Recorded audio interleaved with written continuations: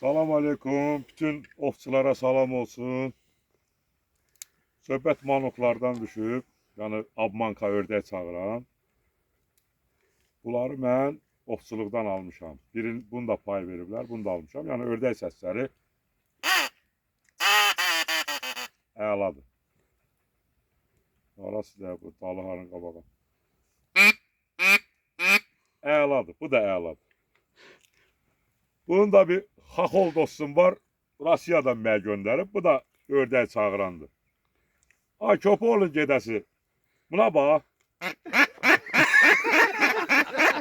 Bu mən qamışda belə belləsəm. O yanda oturan ovçu bizim kimişdir. Nə başa düşəcək? İkincisi tüvəngi hara qoyum. Mən belə ördək nətər çağırım. Tümbələ, bunun başqa variantı yox idi. Öyle sən dedim, mən fərli bir şey gördüm.